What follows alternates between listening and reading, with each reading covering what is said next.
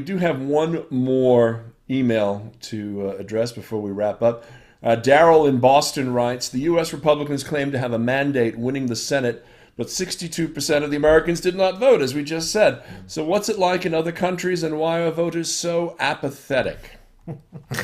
Anybody? Well, okay, I'll start. That's a very good question, Dal. But what I would say is the turnout, for example, in the recent Scottish referendum, where they were voting on whether Scotland should be an independent country, was very high, significantly higher. 89%. Very high. And I think part of the issue is in relation to people having a clear decision to make in their vote, yes or no. I believe in this, I don't believe in that. So that's one of the issues.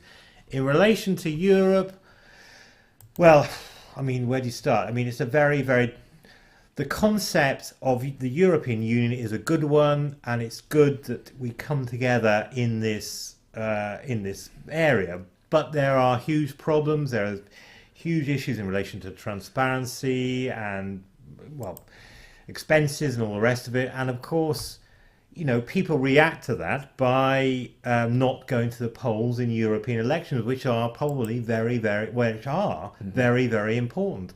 So there are a number of factors at play here, Daryl, in relation to why people aren't voting here, for example, in Britain. Yeah, I think local politics is always a problem, because there is there is no kind of mechanism, if we're speaking from the media, to really construct a debate that is directly related to local politics and local issues. It's always framed through the national. So therefore, when the general election comes around, people are talking about it 24/7 in the media. So there's no kind of escape. And I think that translates into people's understanding of what's important. When it comes to local elections, I think it's really difficult for specific issues that pertain to the local to come through because of the way that the media is set up. Robert, I'm going to let you have the last word on this subject. Why were the voters so apathetic in the USA? I think it's because of the polarization in Congress, and it's turned people off, and they've given up. It's the polarization in our politics. It's done it.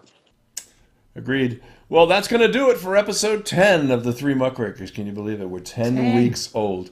I'm Dennis Campbell. It's been great fun this week watching Dario attempt to maneuver the Mexican telecom system.